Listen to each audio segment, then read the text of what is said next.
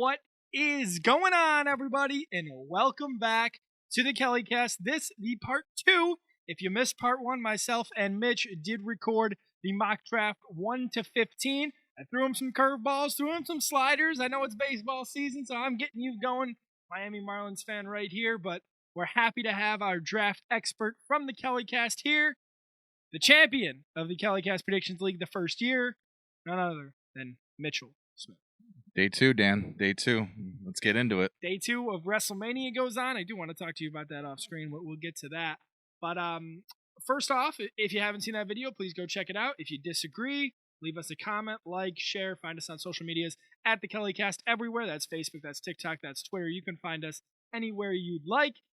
If you missed the last one, it's very imperative that you watch it because 15 picks happened. There were some trades. Not everybody still holds their pick. We're not here to tell you that myself and Mitch are going to get every pick right. That's not what we're here doing. We're just having some fun before the draft gets started on April 25th. So, Mitch, I think we're at 16 here, which belongs to the Seattle Seahawks. I'm going to kick us off here with Jackson Powers Johnson. Is that offensive guard? Offensive center. He's a center. He's a center. Okay. I did not know why it had an O in front of the C. Okay. Mm-hmm. So he is a center. Tell me a little bit about Jackson Powers Johnson, will you? Yes, JPJ, Jackson Powers Johnson. He is probably the most favorite prospect I think I should watch in this draft this year. Really rare that I like offensive linemen here, Dan. Yeah, because the non-sexy pick. It's non-sexy pick, but it's the right pick, I feel like, for Seattle. Okay. I don't know who their center is, but from what I've been hearing from all the NFL networks, that their offensive line was not good. And they have Cross at left tackle. That's pretty much all I know. And Nick Harris. I believe he didn't do that good last year. Okay. But Jackson Powers, fifth round pick in 2020, so he's still fairly young guy. Obviously, it's hard to find stats on offensive lines, but I'll keep going. You keep talking for a second. So Jackson Powers Johnson, he brings your height, your anchor, and your power to the center position.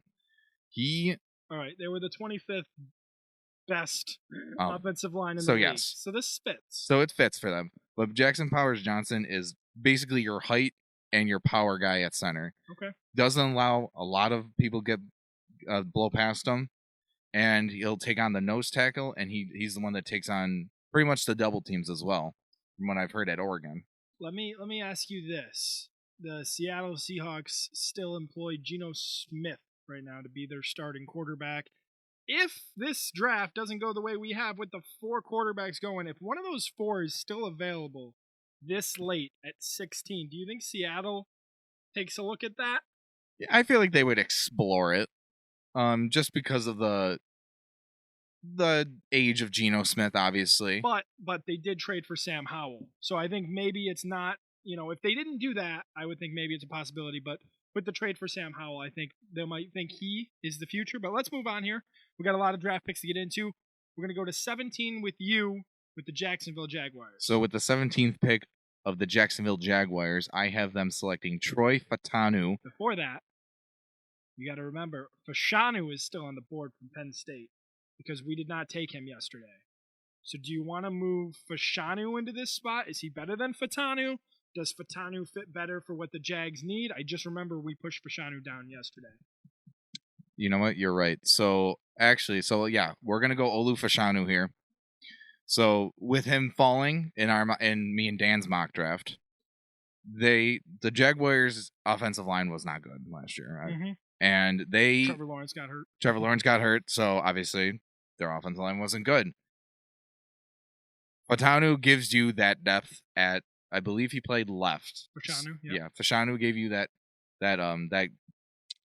will give you left tackle flexibility. Okay. So he'll be the anchor. He'll be the important spot, obviously, on the offensive line. Even though both tackles are obviously supremely important. And for Jacksonville, they went out and spent big in free agency. We know what they did. Grabbing Gabe Davis, a couple different wide receivers added to that team. I think picking at 17 here is really beneficial to them because the Jags are a good team to me. Like when you get around this 17 mark, a lot of these teams they're good. So just adding to that, adding to your already talented roster, and seeing what else you can possibly do to be even better in the future is what needs to happen from here on. Yeah. But let's move on to 18, which belongs to the Cincinnati Bengals, and I'm going to select Byron Murphy, the defensive tackle out of Texas. Big guy. Is he a one tech or a two? He's a 2-tech. 2-tech. Okay. So give us a little information on Byron Murphy. So Byron Murphy, defensive tackle out of Texas. He is one of the 2 defensive tackles that everyone's been hyping up. Okay. Who's the other one? Trevande Sweat, I believe is pronounced. And he's not in the first round. No. Well, if everyone would look him up, you'll understand why. He's a 365-pound defensive tackle. Okay. He tested very good at the combine, yes. But did that help his draft stock? The other defensive tackles ahead of him, I feel like they did better. They did better. Okay. But it's more so what technique you're looking for in your system. Sweat is going to be your nose tackle for sure, and he's going to be your run gapper. With Byron Murphy, he's your pass rush and your run stopper. Okay. I like that. I think, Cincinnati needs a lot of help on defense. I think this could also be an offensive line spot if there's somebody available. Like in this draft, we have Fatanu still available, the offensive tackle out of Washington. That could be a spot here. But let's move on to the Los Angeles Rams. Where do you think they're going? With the LA Rams, I believe they're going to go Latu. Okay. And the guy with the same first name and last name, basically. Yes. Edge of UCLA. They did lose Aaron Donald, so they did lose that pass rush. Yes, they did, and that's a huge loss. Aaron Donald, possibly the best defensive player of our generation. With Latu, though, everyone's concerned about the health and the injury concerns. Okay. But it comes out, and he said he had a very healthy combine, which is good for him. Okay. Which I'm excited to see where he fits in this draft. And they get the pass rush. They get the pass rush help that. Obviously, he's not going to be Aaron Donald. Yeah, but he will help. He'll be expected to be Aaron Donald. He will be but he will be a cornerstone to start up the Rams' trenches again. I get it. A guy who fell. Yeah, he was top 10 in our last top 10 mock draft, and now he falls to 19. Could be a similar situation to when the Jets got Jermaine Johnson. This could be a guy that somebody moves up for if he falls down the board this far. In our draft, he did, right? So the Rams kind of get lucky there. Pittsburgh Steelers up next, and looking at Alabama, Latham from the Pittsburgh Steelers. What do we know about him? He's a pure right tackle. Okay. Now, the reason why I have the Steelers going right tackle is that because you have the left tackle they drafted last year out of Georgia. Mm-hmm. So then you fix the right side with J.C. Latham, and he is the anchor of the right side. Yeah, I watched the Alabama game versus Michigan for the national championship. And you also got to remember, Mitch, Pittsburgh revamped the quarterback position in multiple ways this season. Mm-hmm. Russell Wilson and Justin Fields brought in 2 kind of scrambler guys. So if you're gonna shore up that offensive line, I think this is a good time to do it. Yeah. All right. Let's move on here to the Miami Dolphins. Honorary Dolphins fan over here. He might admit it. I don't know if he will on the broadcast. But Mitch, where do you think the Dolphins are looking? I'm seeing a lot of offensive linemen in this first round. Is it deep at offensive tackle? Very deep. Okay. Very deep, just like wide receiver. But with the 21st pick, I have the Dolphins going Amarius Mims, offensive tackle out of Georgia. Okay. What do we know about him? So Amarius Mims, he plays both sides of the ball, left and right. I watched a lot of Georgia games with my brother-in-law. So Amarius Mims is your basically either side of the tackle position. Doesn't allow a lot. They have who's the left tackle they picked up? Teron Armstead. Yeah. So Teron Armstead not getting any younger. He's very good, but I don't know how much longer he's going to play. Had some injury concerns last year. Believe he missed a lot of time. The good thing about a Mims, though, if they choose not to play him right away, you're learning behind one of the best offensive tackles. That's true. That's always a good thing. But and you want to get younger. One of the things I think now more than ever, Mitch, when it comes to the draft, is you don't look to get a guy in the first round if they're not ready. Yeah. Like, I know that's how it used to go. Like, obviously, we've seen Mahomes sit for a year. We've seen Tyrod sit for multiple years behind Joe Flacco, things like that. I think we're getting out of that era. I think we're to the point where if you are drafted really in the first 2 rounds, you are expected to be ready to play. You are expected to compete in camp. And even if he just competes, right? He can be a swing guy, swing tackle, or swing guard, however they decide to use Mims at the next level. Usually when you play one position in college, it does not always translate to the NFL. Yeah, and Mims will be on the field. He will be. And like I said, he can be either tackle spot. He could be the swing tackle. He will be ready. Like I said, if they choose not to start him right away, maybe for a game or two, just to get his feet in the door. Like I said, you have Armstead. Well, some teams still have the way the Bills do things with rookies, which is like the first 6 weeks of the season to not give them any playing time, and then start them. Slowly give them some time, and then by the time they're getting good, the season's over. Yeah. So hopefully they don't take that approach. Let's move on here to the Philadelphia Eagles, who last year won the draft with all the Georgia Bulldogs that they Philadelphia Bulldogs that they took. And this year, it looks like we're going corner out of Clemson, Nate Wiggins. Tell me about Wiggins out of Clemson. Wiggins, basically the third best corner on the board right now. That's not bad. Getting the third best corner at 22. Yeah, at 22. A lot of people were concerned. So the reason I have him falling and not going first higher is because a lot of people are concerned about his mental state for the game. Really? He didn't. Tell me why. I guess he didn't interview that well. Okay. I guess he still solidifies himself as a number one, as a number. I will tell you, corner. Mitch. I will tell you firsthand, and this is stuff that I've learned from studying the game of football for 10 years.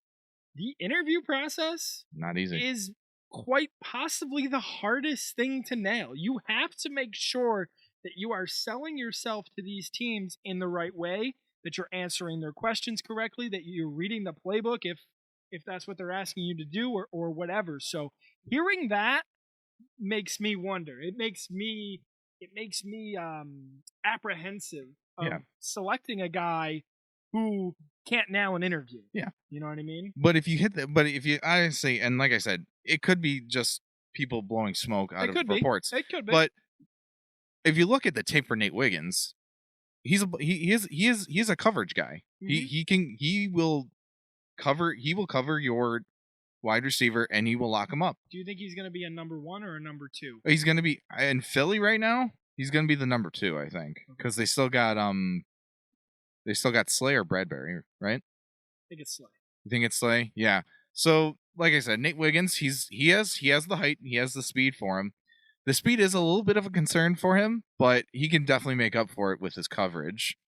It's Bradbury. It's Bradbury? Yeah, so he'll be on the opposite side of Bradbury. Okay.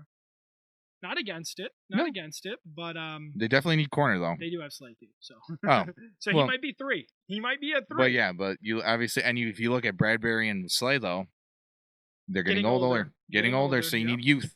You always got to get younger. That's what the draft is all about. 23 here belongs to the Arizona Cardinals, and I'm going to let Mitch take this one just because I'm a little confused here and where the Cardinals are going to go. They already traded down, right, from 4 with the Minnesota Vikings. And did they have this pick or did they get this pick in that trade? They get this pick in the trade. They get this pick in the trade. They get this pick in the trade. So after moving down, Mitch, because you're the one who called me with the Vikings offer, tell me what are the Cardinals thinking here? Because obviously multiple first-round picks, you're trying to make your team better. This is a team that is already pretty bad considering they had the number 4 pick. It's a long way to move down. What do you think they're going after here? They are going to be going after a cornerback / safety. And this is one of the most interesting prospects, I should say, in my opinion, in the draft. Tell me it's Cooper. It is Cooper DeJean out of Iowa. Now, the white corner falls to 23. White corner falls to 23. Now, the reason why I have him going to Arizona, 1, Arizona needs a corner.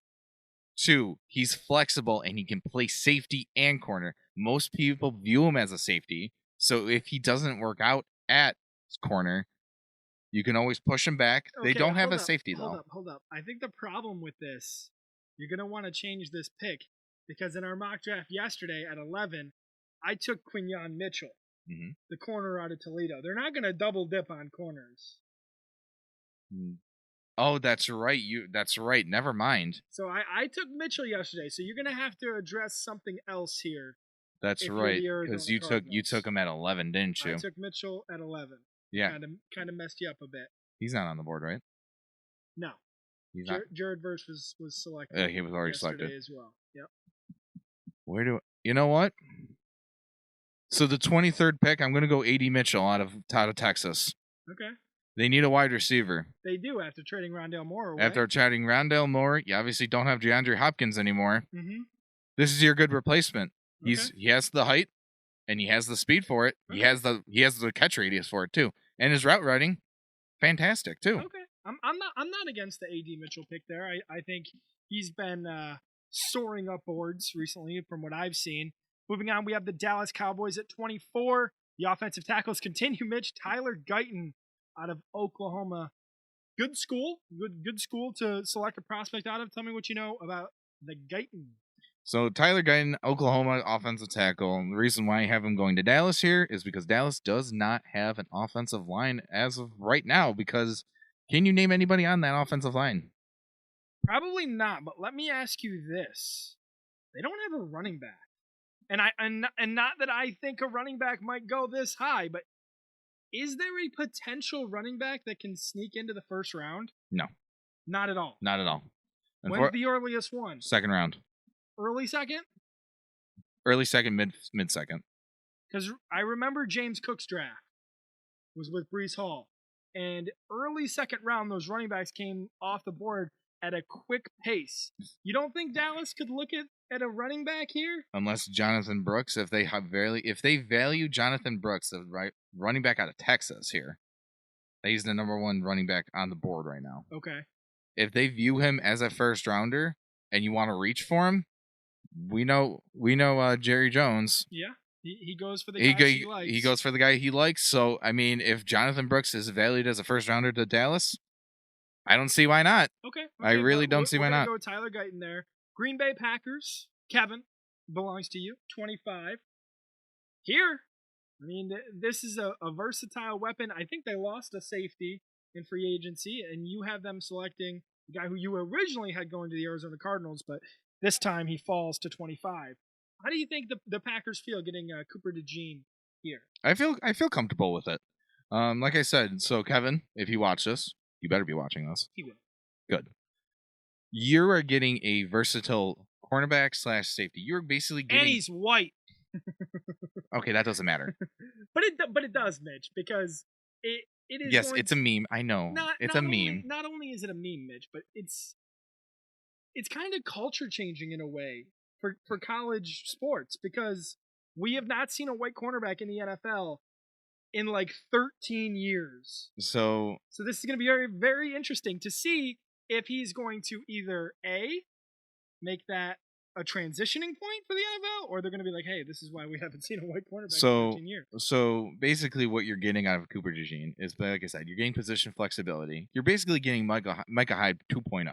Okay. In this one, because obviously he was a corner. He went back to safety. Well, you remember Micah during his Green Bay days. I mean, he wasn't bad. No. But he was not the player that he was when he came to the Buffalo Bills. Yeah, and DeJean will give you that, like I said, give you the flexibility, and he's good, and he's good. He's actually very solid of how he does his coverage and the way he makes up for the speed. He will be able to cover a lot of guys. I'm just very interested to see how the NFL teams are going to use him, if he's going to be a safety, if he's going to be a corner, how he's interviewing, what he is describing himself as. You know what I mean? I think one of the things you have to be coming out of college is flexible. No, yeah. So if a team wants you to play safety, then okay, I'm playing safety. If they want you to play corner, okay, I'm playing corner. But it's going to be very interesting. That's going to be a storyline once he's drafted with whoever team. I'm excited. I'm excited to see. Tampa Bay Buccaneers. Somebody call Uncle Mickey, because here we have them going Chop Robinson, the edge out of Penn State.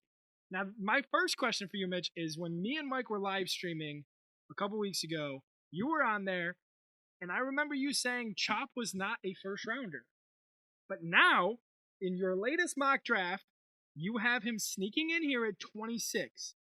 Did anything change from your conversation with Uncle Mickey, or did he impress at his pro day? What happened to make Chop Robinson go from not a first to a first round pick? So if anybody watches the live stream, I got into it with him. Of course. So As one does. And the reason I'm not dissing Chop as the player, Mm-hmm. it was at the time where I didn't see him perform at the combine. Okay. So it was like I said, it was partially that obviously I texted Dan separately. I apologized. So I looked at him on tape. And the way he does things, he's explosive. They're saying that he could be, I'm not saying, this is just what people have been saying on NFL Network. Mm-hmm. Michael Parsons. This is basically your Michael Parsons on the edge instead of obviously. I hate comparisons, dude. I know. I really do, because you can never and almost never live up to the expectations. The thing is with Chop, the one thing, like I said, it's not the downside, and he's good. He's explosive, and he can bring you what he can bring. He can bring pressure and basically his one-step move, apparently, according to, like I said, NFL experts, what I've been watching on TV, is explosive. So I do have. So he brings brings the explosiveness to his game. I do have one question here, and it goes back to the Jacksonville Jaguars, who with the number 1 pick, they took a defensive end a couple years ago. I forget what his name was. Trayvon Walker. Okay, so that's what I want to talk about here. Yeah. Trayvon Walker was drafted with the first overall pick because he is an athletic specimen, a phenomenon with potential through the roof. Mm-hmm. But he did not have the experience. And as of this point, he has not worked out in the NFL as a number 1 pick. Yes, he gets some sacks. He's on tape sometimes, but he is not a game wrecker. He's not a game destroyer. He's nothing like that. Does Chop have the experience as well as the factor? Because I think that's what you're looking for if you're looking for a defensive end. Yes, okay. He does have the experience. He played edge at Penn State.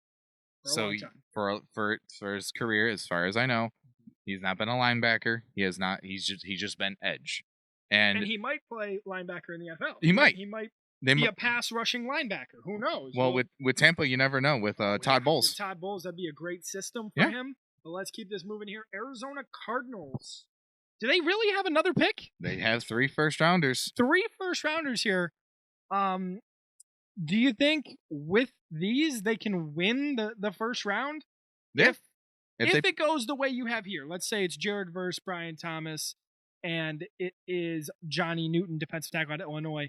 Is that like a really solid class? That's a solid draft in my book for the Arizona Cardinals. Okay. So Johnny Newton, defensive tackle out of Illinois.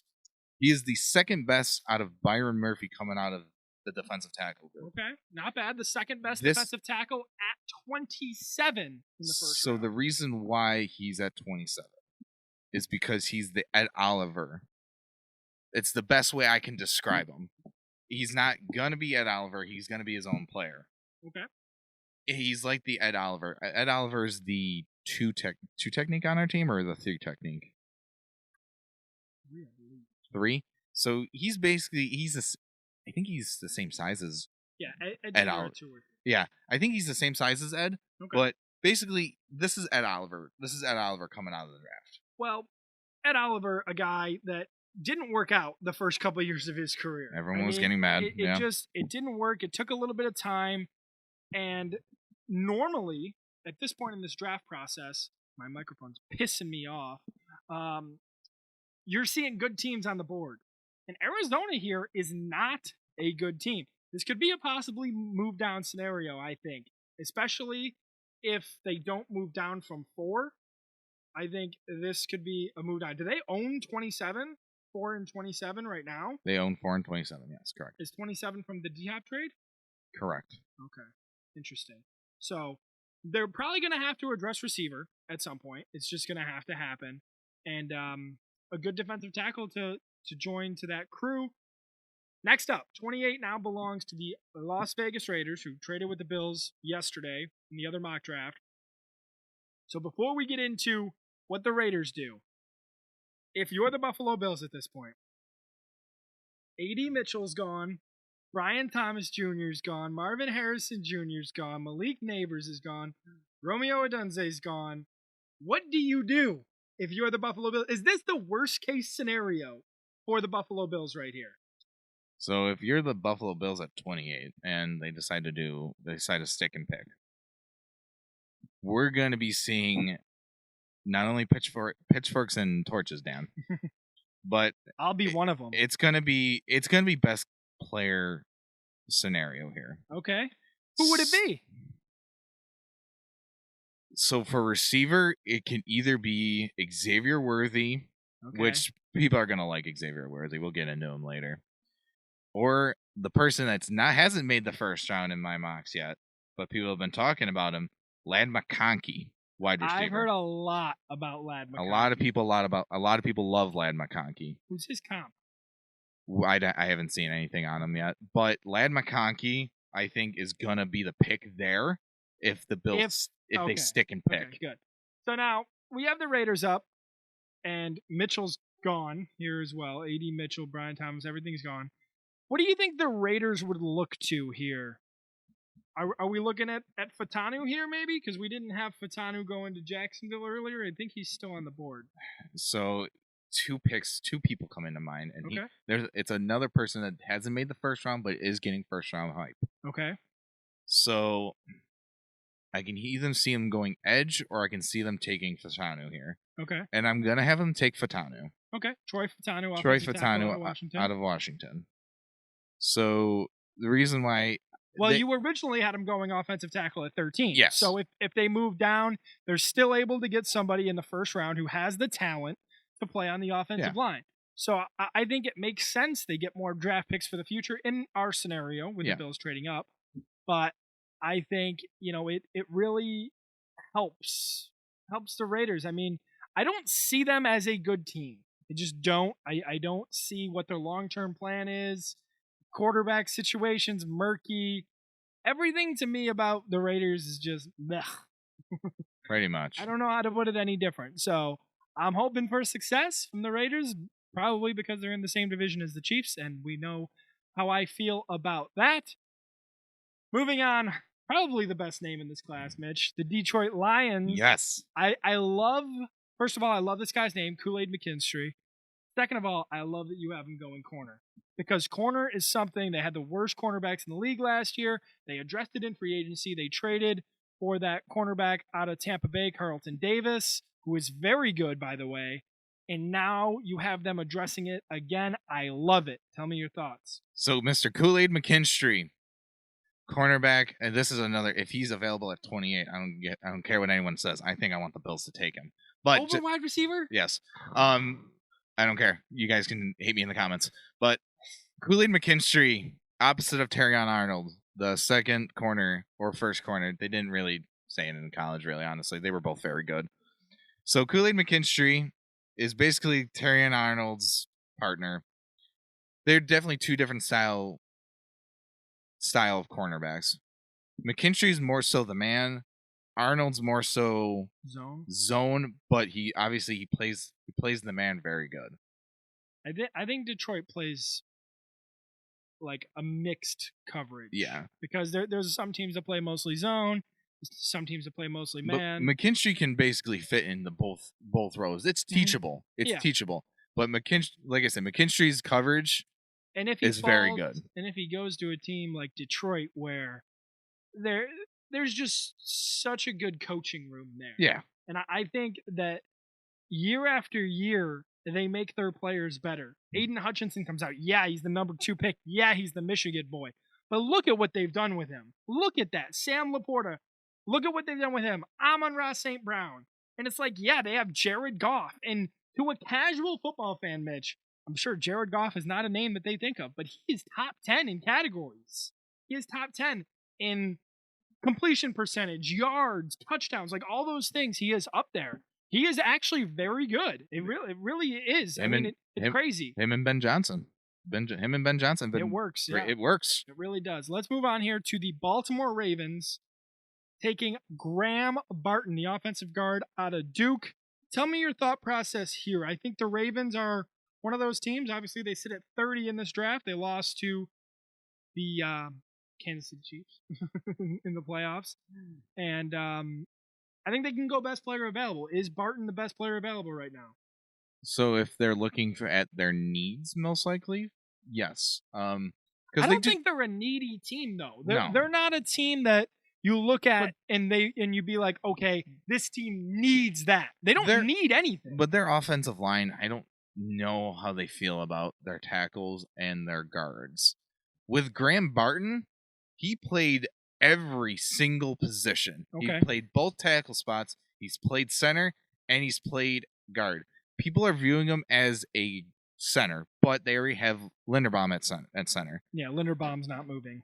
But you put him in the guard, and just say something happens to Linderbaum, move him in, and like I said, he's the one offensive lineman that's going to be very, very intriguing. Where all these 32 teams pick what they view him as. People see him as a guard, other people view him as a tackle, and other people view him as a center. That's the great thing about Graham Barton. So he gives you a lot of flexibility along the offensive line. And that's what makes him a first rounder. If there's an injury or if somebody's just, not playing well. And so I kind of like that. And he's 6 foot, I believe 7. 6'7", big guy. Right.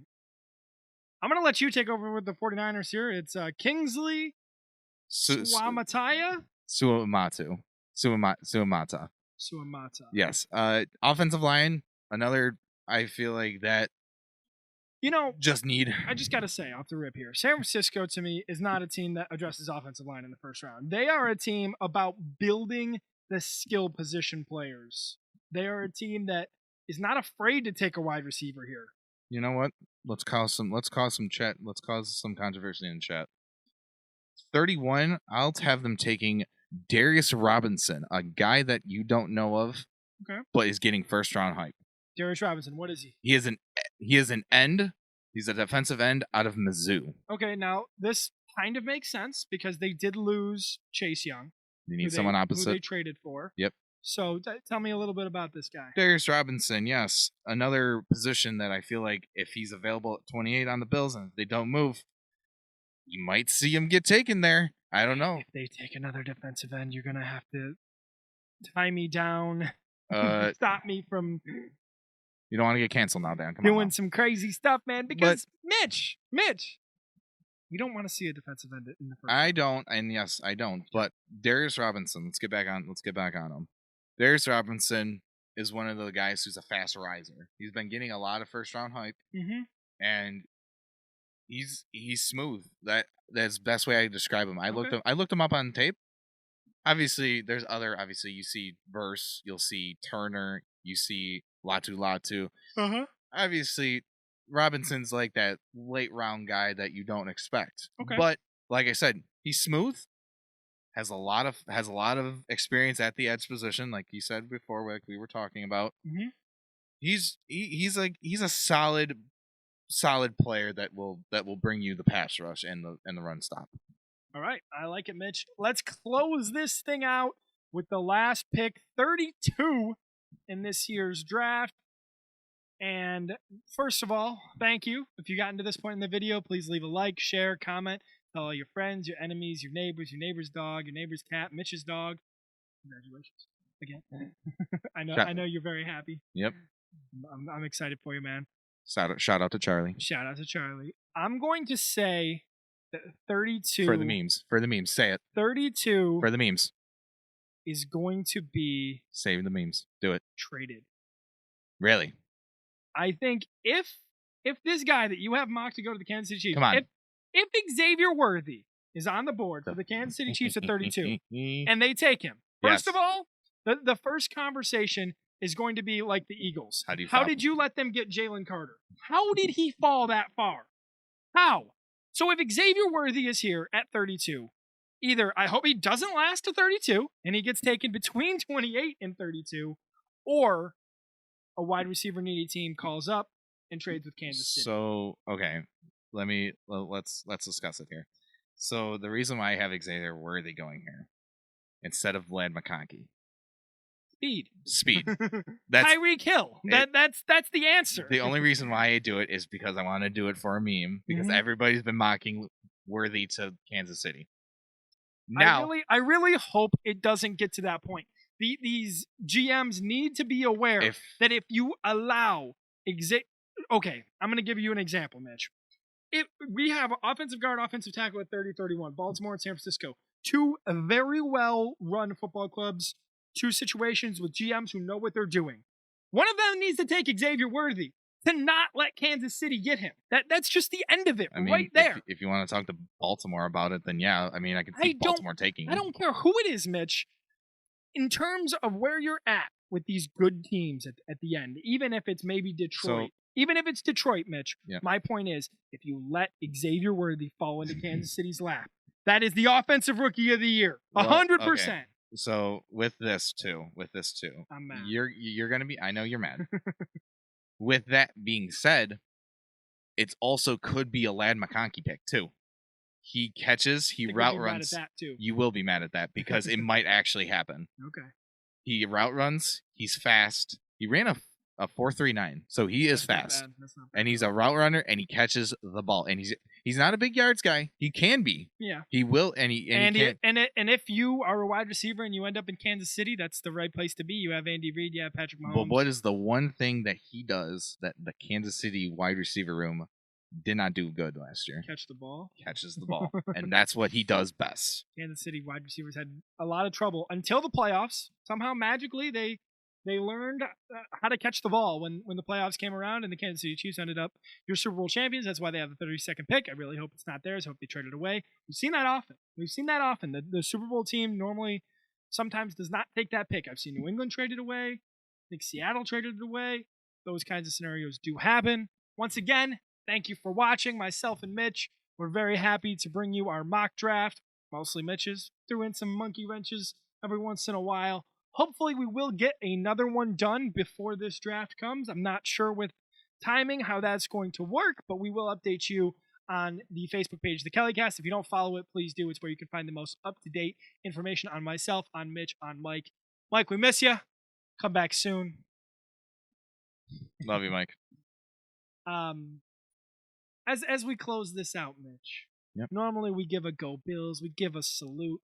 It is night 2 of WrestleMania 40, possibly the greatest WrestleMania of all time. I gotta say, night 1 was so good, Mitch. I really enjoyed it. Yes, it was. I want to give us a 2 sweet to close this one out. See you guys in the next one. Go Cody.